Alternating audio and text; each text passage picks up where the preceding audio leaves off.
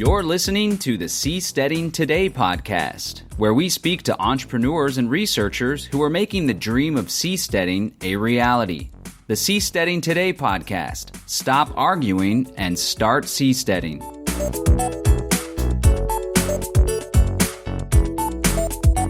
Welcome, seasteaders. Today, I am talking to Michael Eliot, the founder of Ventive Floathouse. Ventive Floathouse is a company with the mission to build permanent ocean communities using modular structures. Michael has been involved with seasteading since 2011 and realized a path forward for actually building structures a couple years later. Welcome, Michael. Hey, Carly. Thank you for inviting me on. It's great to be here. Great. So tell us a bit about your background and what you were doing in 2011 before you heard about seasteading. 2011, I graduated college. And I had when I was doing my when I was doing my bachelor's, I had a choice between writing, engineering, and economics, like the three loves that I really wanted to do. And I ultimately chose writing. And it's funny because writing actually drove me back into engineering. So now what happened was I started reading the classics. I read a book called Snowcrash. And in Snowcrash is a depiction of a seastead. And it was the first time I had ever heard of seasteading. And I spent literally the next 2 years thinking it would be just this great location for a book to be written, like a setting for a book. And I had written a book before when I was 19. And I had a bunch of ideas for books I was working on. So it just became one of those books I was working on in the back of my head and writing out concepts for. But because I had this love for engineering, and it's something I've always done, and I've been building since I was a kid, I got to a point where all the research I was doing was saying, not only was this a good idea, but this could actually be done. And that sparked in me this idea of, wow, let's actually start building seasteads. Like we could actually do this. And that was just so exciting to me. So that's how it got started. That's great. First of all, I love the idea of calling Snowcrash a classic. I completely agree. That also is very inspiring to me because we did do a novelist writing program this year to encourage people to write novels about seasteading or on seasteads for the National Novel Writing Month in November. Yeah. And I hope that will continue because I mean, would you agree that capturing people's imagination through fiction writing can inspire, and it has inspired with you, action in actually making this future come to pass? Absolutely. And the funny thing is I'm still working on my seasteading story. Well, yeah, let us know when that gets published and I'll read Definitely. It and we'll publicize it. But so you went back into engineering. So tell us a bit about your engineering experience and how you got back into engineering. Sure. So I grew up with my dad in a house that was not finished. And so my entire childhood was me and my dad mainly, out of all the other kids, rebuilding this, rebuilding that, new roof, new flooring. He had added a section that took literally 30 years to finish, doing plumbing, electrical. So by the time I hit 20, I basically had like 15 years experience in building houses. And it was something I was good at. I was always mechanically inclined and all that. And I read engineering on the side just for fun, basically. And when I chose writing, it was at a time when I really didn't think of engineering as something I could go into at that point. I was deciding between economics and writing for schooling and business, actually. And I chose writing, and I kind of regret it because it's like everything I'm doing now is engineering. But when I graduated, I went out to get a job, and I ended up I thought, I have this period of time between having to get serious about a job and graduating. Why don't I go to a machine shop and get some experience working on doing metalworking, something I've always been interested in. So I answered this ad for a entry level position in the machine shop. I thought I'd be there a month. I get in there, they find out that I had experience working with machines with my dad and building stuff. and was interested in helping out with management. And 4 years later, I was the second in command of the company, managing 50 people and a $5 million machine shop, making a world-leading product. And that experience was just incredible for me. I learned stuff you have no other way to do. By the end of that, I was doing CAD work and building machines and designing products and doing all kinds of stuff like that. It was basically a design engineer position that they built me into. And I loved every minute of it. So that's where actually, and it's writing that led me into that, because they originally brought me into that saying, well, what we want you to do is learn all of our processes and write them down in procedure books. And that necessitated me to learn every single process so that I knew it well enough to actually write an instruction manual about it. Yeah. So it was just a fantastic experience. Okay. And then at what point did you learn about seasteading, and how did it interest you? So my graduate year of college, 2011, I heard about seasteading in Snowcrash. And like I said, I spent 2 years thinking about it, researching it. And around that time came about a company called Blueseed in around 2013. And some of your readers may remember that, or listeners. Some of you may remember Blueseed and what their business model was. And I was pretty inspired by it. I thought it was a great idea. And they were getting a lot of press. Everyone around San Francisco was in love with the idea. And their plan was to buy a cruise ship and put it in just outside San Francisco and build a seastead island, outside international waters, just outside San Francisco. And at the time, I thought it was a great idea, but I thought, what I think seasteading really needs is a single family seastead. I think we need something modular and decentralized. And I was looking at their business model and saying, well, if you get some really successful people in that seastead, they're probably going to want to have their own place instead of a cruise liner cabin. So why don't I try to build like a single family float house, something they can move up into, and maybe I can attach to the back end of the ship or something to float along with the whole thing. Almost like literally the description of what happened in Snowcrash, where in Snowcrash the seastead was just a bunch of ships all tied together, basically. So I began working on designs at that point in 2013, after I had convinced myself that this was doable. And I was looking at production methods and techniques and what would be ideal. And you run into a whole new series of challenges when you're trying to create a new structure, but also a lot of opportunities. I was looking at vertical, almost like ice cream cone shapes. And I reasoned that was very stable in the water and can be very strong against waves. And then I was looking at how to build it, and just my question of how to build it ultimately led to me evolving the design into what I have now, which is a capsule-shaped device, which is horizontal in the water and can go also vertical. So that's how things evolve for me. Okay, so you started thinking about these designs and thinking about first attaching them to the cruise ship that Blueseed was working on getting set up.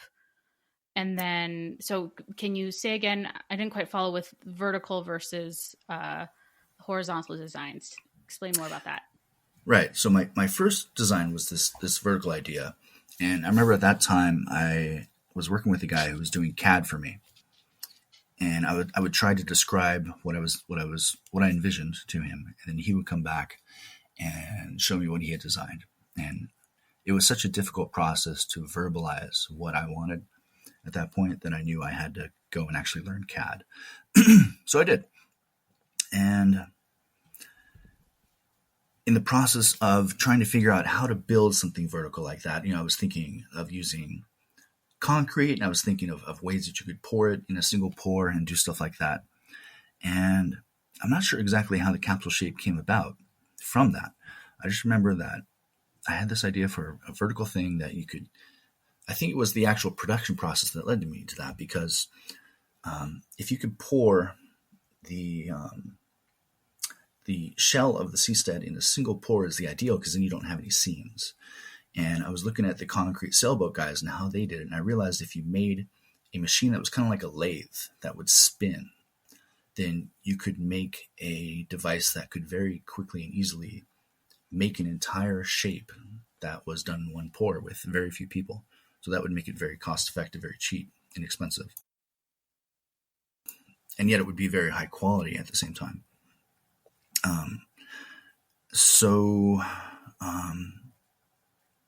And what the structure I have now can be placed vertically or horizontally. And that's also a strength of it, making it, not just modular, but in multiple configurations. Does that answer your question? Yes. So at what point did you form Ventive Floathouse? And is Ventive Floathouse an LLC or formalized in some way? I formed it about 2 or 3 years later when we had an actual name come up with, and the basic process for me went researching materials, researching production methods. So after about 2013, when I started taking seasteading seriously, I started researching production methods, shapes, and materials. I started talking to people about, actually building this kind of thing, and got a group of volunteers together, and we started meeting on the, quite regularly and throwing out ideas, judging them, and refining them until we ultimately came up with the Ventive Floathouse concept and idea, and tested everything from a engineering point of view. I've actually had a couple engineering volunteers as well. And so at this point, I spent 2 years with an engineer going over every aspect of this, making sure it looks good and would actually perform. We've even done some hardcore finite element analysis on it. So what I'm left with is a structure that I have a very high confidence is actually going to perform well as a seastead. So what's the criteria for performing well as a seastead? Very early on, we identified a material that we wanted called geopolymer cement. And this geopolymer cement is not subject to corrosion in the ocean water. So we started looking at everything that we could. What did people like about living on boats, and what did they not like? Okay. And at one point I had found this list. In fact, I wish I had pulled it out here for you. It was like 10 things that people hated about living on boats. And out of the 10 things, 9 of them were addressed and fixed by the structure we were building. Like people didn't like that they rocked. So our structure's not really going to rock at all. People didn't like that they had moisture issues and they had limited space. It's like all these things we address. On a float house, you have 2,900 square feet of space. It's a ridiculous amount of space for just unparalleled in sailboats or yachts or anything like that. Mm-hmm, mm-hmm. We're going to have Sorry, I think you're just about to answer my question, which was how do you get rid of the moisture when you're right. floating on the ocean? Yeah, we're going to have a vapor barrier in the actual hull. So you don't have literally moisture flowing in through the hull, but also you have issues with insulation. We're actually going to have an insulated hull. So sailboats just don't have that. And the ocean being cold and then your internals being warm, it creates that cold, like glass effect where the water just coalesces on the surface of the glass. You need to have insulation for that to not happen. So we have insulation. Okay, so tell us.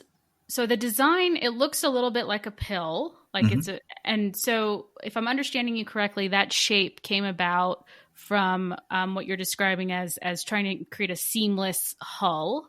Is that correct? Mm-hmm. Not just that, but one that's going to be strong in the water. You have certain advantages in the water and certain problems you have to deal with. One of those is high wind. So with high wind, what you don't want is overhanging roofs. I looked at all of the like, what do they call it? Houseboat concepts. Like houseboats are not designed to survive on the deep ocean. They're not survived to be out there. They're really designed to be in protected harbors, rivers, lakes, that kind of thing. So the reason we created the float house term was to differentiate from the houseboat concept, because houseboats cannot go where we go or do what we're doing. So the reason for that shape is, one, to protect against high wind. You don't have any issue with the wind catching the roof and ripping it off. We're trying to design for worst case scenarios here. We wanted it to be able to survive high winds, even hurricane forces if necessary. We wanted it to be able to survive being fully immersed if that would happen. We needed it to survive being moved places if you wanted to move it, even though it's designed to be really good at staying in one place. And so staying in one place is designed to be anchored? Not necessarily. You could either anchor it or you could rely on other methods. There's a bunch of options on that, and different legal implications depending on what you do. But it's not necessarily designed to be anchored. You could even keep this in a marina. We expect the early buyers would probably do that. But yeah, you could definitely anchor it if you wanted to. So you've described how the sort of utilitarian aspects of it. And then as far as a comfortable place to live or work, you described the square footage. How else is it comfortable? Well, we wanted a house that was no compromises, really. So when we talk about 2,900 square feet and we developed a couple of floor plans, this was meant to be a structure where you could sell your house on land, move all your furniture into it, and it just works. So it's not like you have to use special boat stuff like you do on a regular boat or a yacht or whatever. There they have to have a special boat, furniture and special boat appliances and special boat toilets. We don't have any of that. It's ocean living with no compromises. Okay. Is that your tagline? That's one of them. Yeah. And so what are some of the barriers that you have to overcome to be able to start manufacturing and selling these? Mm-hmm. That's really the hardest problem, is figuring out how to manufacture these. And that's why it's taking me a long time. One of my biggest problems was getting initial funding for this. They have that old cliche that when you need money, no one wants to give it to you. When you don't need it, everyone wants to give it to you. Mm-hmm. And that's very true in the startup and funding arenas. So after I had finished that 2-year period of testing the design and maturing it, I spent another 2 years trying to find funding. And it's not something I'm good at, it turns out. So, but I took this idea everywhere and talked to a whole lot of people about it. And the crazy thing is, I'm a guy who likes to come up with ideas and develop stuff, but I've never had an idea that everyone I showed it to loved, including multiple engineers and business people and just everyone. Everyone's telling me to do it. Everyone's saying it's a great idea. It's crazy.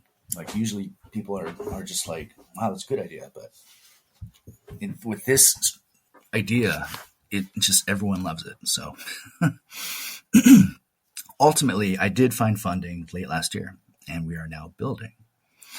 So now my problem is more in my domain, which is how do we actually build this? And we're currently building a 1/8 scale production process, not just the 1/8 scale house. We're actually building the production process in prototype. And I'm very near the end of that stage. We're going to move up to the 1/4 scale production process next. So tell us more about that. So what are some of the questions that you need to answer when you develop a scaled production process?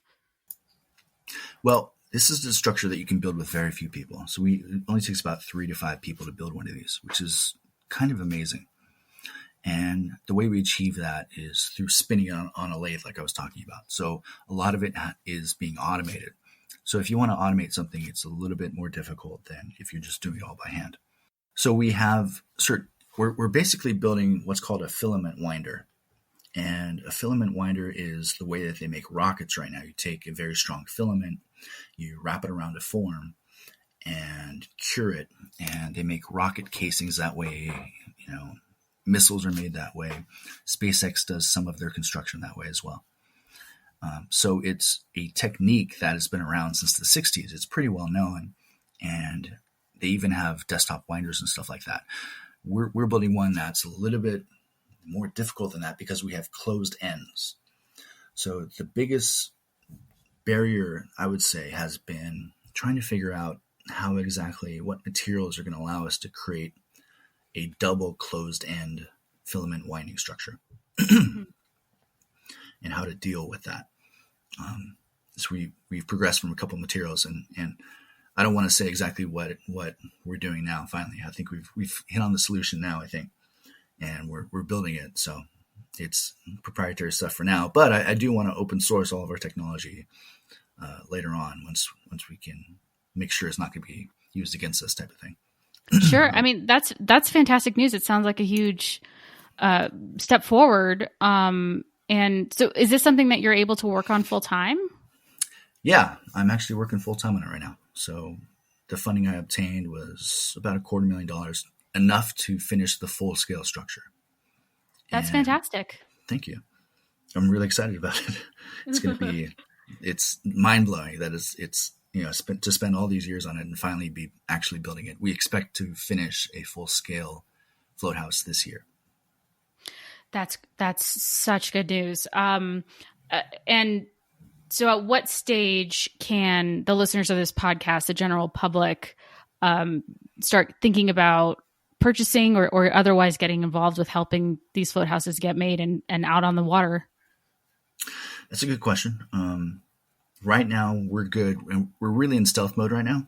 So, like if you go on my website, there's no indication that we're doing any of this. It's something we want to unveil when we have something really good to unveil. Exclusive Seasteading Today podcast. That's exclusive. Right. That's right. This is a rare insider look for your audience only.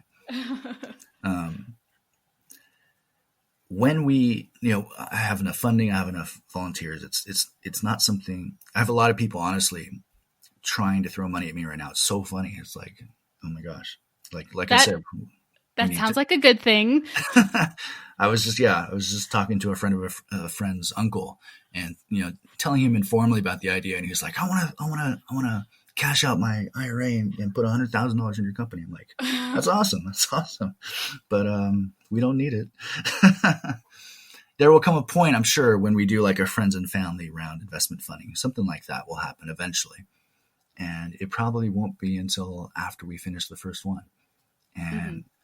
I have.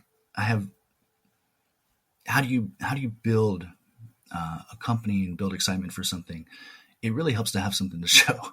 And once we build that first one and can invite like the press onto it and say, okay, here's the actual structure, here's what it looks like, I think there's going to be a huge like amount of excitement about it in a lot of circles.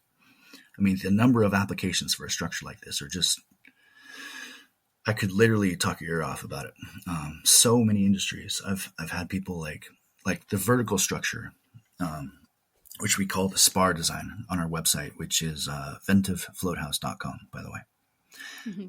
The vertical version that we have can survive in the deep ocean by itself. It does not need any support or anything else around it. So it's very good for like business and scientific applications.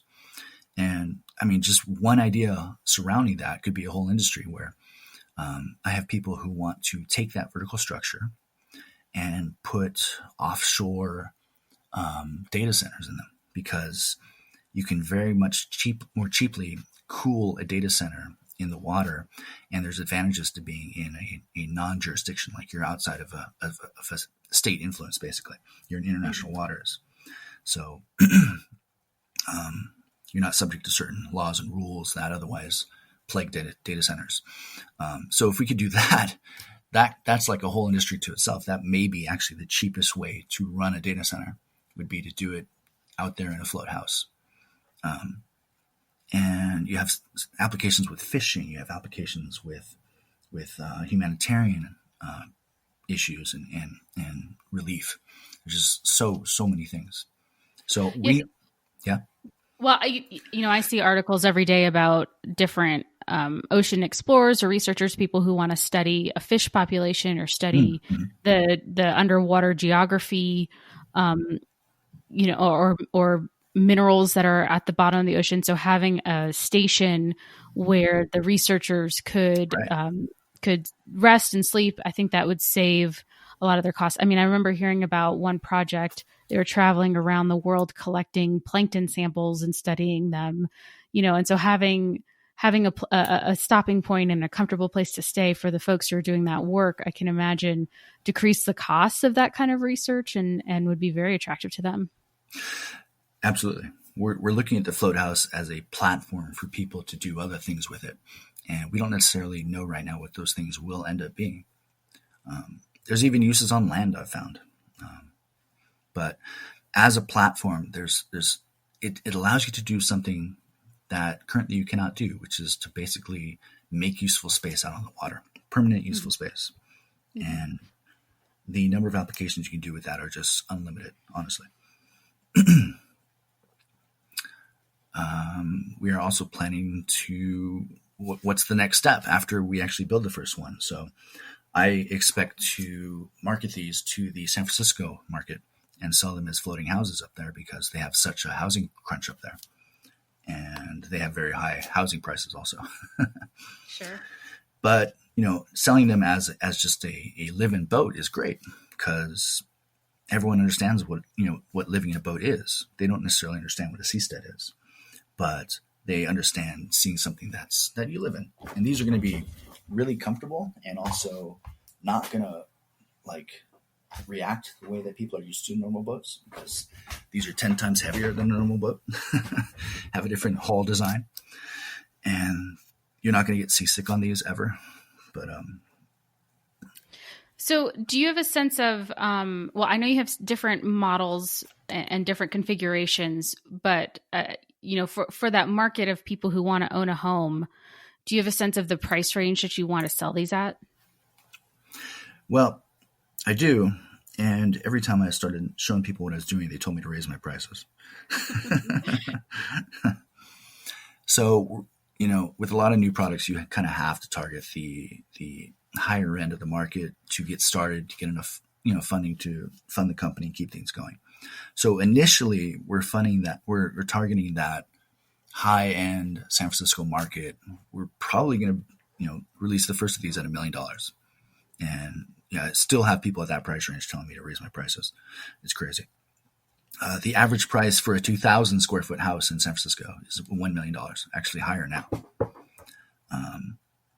So it starts there, but the structure isn't that expensive to build. It's mainly turning it into a house that's expensive, adding the plumbing and the water and all that, the kitchen and the bathroom and everything, the appliances. So there is a lot of opportunity for cost cutting, and I do have new production processes we can get into that will allow us to bring the price way, way, way, way down. So I'm a bit confused. So if someone can afford to buy $1 million home in San Francisco, are there $1 million homes available for them to buy? Like, why would they turn to a floating home if they can already spend $1 million on a home? That's because Oakland is averaging $1 million right now, and Oakland isn't anywhere near San Francisco. So if you spend $1 million, if you wanted a house in like San Francisco or even like near it, it's more than $1 million now. So it would be worthwhile to someone. I mean, I think you would also need daily transportation, commuters from their floating home into the city. Not if you're in a marina, and there's a lot of marinas right off of San Francisco. But if you, you mean like commuters, like people who are commuting? Yes. Yeah. It's crazy because let's say you're a newcomer, but you're being paid well enough to buy $1 million house, what do you do? You're kind of in trouble. But would you need a house, and then also would you need to own a boat to be able to get to your house to work every day?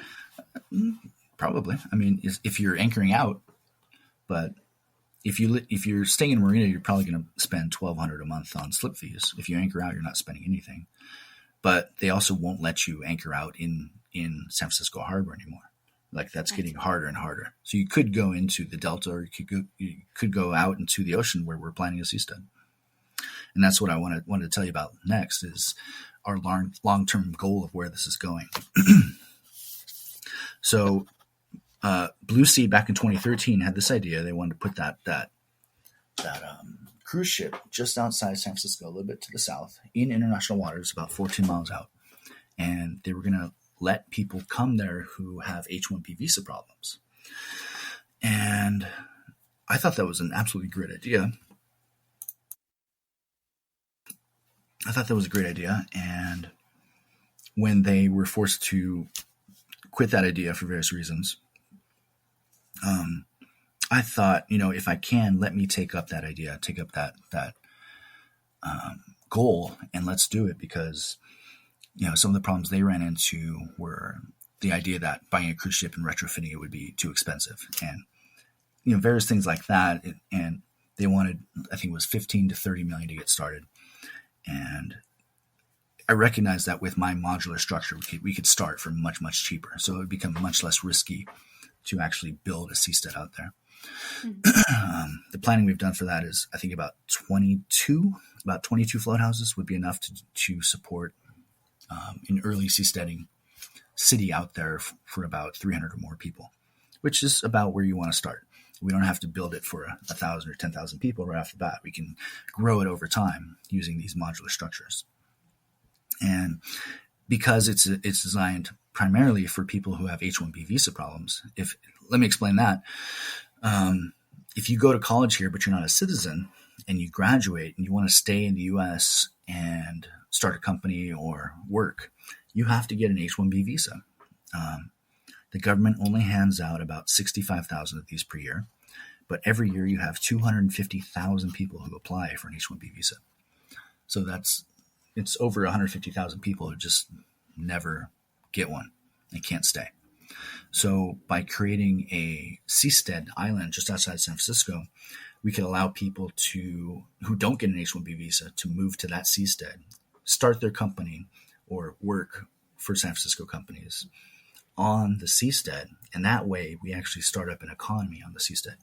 The biggest thing that seasteading is really lacking is the ability to build some kind of economy out there in the ocean. And I think that's going to be, for me at least, that's like the ideal, because it's literally life-changing for these people if they can stay in the U.S. or have to go home, because the amount of opportunity and financing that available to them back in third world countries is so much less than what it is if they can stay in San Francisco or in the U.S. So by creating a visa island out there, we can solve all these problems and create a space for people who would literally give like their arm and their leg to stay. And that's the kind of customers that you really want, people who Sure. are just absolutely, you're going to change their life if you can help them or not. And if we can do that, if we can get an economy going out there, then that changes the game. At that point, we're going to have, even U.S. citizens who just want to live out there because it's cool. You're going to have people coming from around the world to do secondary services. We'll set up supermarkets, entertainment, all kinds of stuff. Now we've got a city going on the water. That's the dream, right? Absolutely. Yeah. Well, I think we're coming to the end of our conversation, but do you have any advice for people who are interested in starting a business to help the seasteading movement along so that we can get these floating cities out there on the water? People who want to start a business to help seasteading? Yes. Well, you have to compare your own skills and abilities with what is actually needed out there. So I think a lot of people probably encountered seasteading the same way I did, but since they didn't have my background of house building and engineering, they probably just walked away and went and did something else and said, well, I can't do that, so let me just go elsewhere. But when seasteading actually gets off the ground, the range of available opportunities is going to explode, and there's going to be something like a gold rush, because you're going to have a lot of people who need things out there and a lot of demand for services. Mm-hmm. So right now it's like the only thing anyone could possibly build is a few things like building a seastead or I'm not exactly sure, but let's say in a year from now, I'm actually building these seasteads and offering them to the public. I know that I'm not going to have time to do a lot of things secondarily with those seasteads. I'm just going to be building these structures. But what I know is that if you had access to these structures, there's like 15 or 20 different industries that you could walk up to and pitch to and say, hey, look at this. We can do something with this. and partner with them and go out and actually do it, there's going to be just an explosion of opportunity. And that's what I'm really looking forward to. The idea of seasteading as a platform to enable other ideas to happen. That's Sure. where it starts to multiply. Great. And so you tell us your website again and where else people can see your designs and learn about and follow the progress of Ventive Floathouse. Sure. The website is www.ventive, like inventive, ventivefloathouse.com, just like it sounds. And there's not a ton of news on there. It's just designed to introduce the idea to people. Later, we will be updating news on seasteading, the seasteading subreddit, of course, which I'm a moderator of on Reddit. And I do keep a couple things on floathouse.com. Like I use, sorry, not floathouse.com, the Floathouse subreddit. There's a Floathouse subreddit that I use as kind of a production diary where I collect ideas, but news will be there too. And of course, there's the Ventive subreddit. But I don't know, for now, it's going to be hard to get news out of me unless you invite me to do an interview like this kind of thing. Well, we definitely will, and look for new ways to inform people about the work that you're doing, because it sounds like, I mean, it's the necessary work to be doing at this time, building structures so that then this whole industry of seasteading can get off the ground and provide that platform that you described for all kinds of other seasteading industries. Absolutely. I think once we prove it can be done, that it will be done broadly and all around the world. I mean, even just locations, like so many people have pitched me awesome locations to put this structure, like do this, do that, do that. Mm-hmm. And the amount of ideas, it's staggering. Like I've had people pitching me restaurants and traveling restaurants, take a 5-star or a 3-star Michelin chef, put them on a floating restaurant, move them around city to city. It's crazy. Fun stuff like that. It's going to be a lot of stuff is going to open up that we can do. Sounds great. Anything else you'd like to say? I just wanted to thank you for having me on. Thank you for being here, and we'll talk again soon, I'm sure.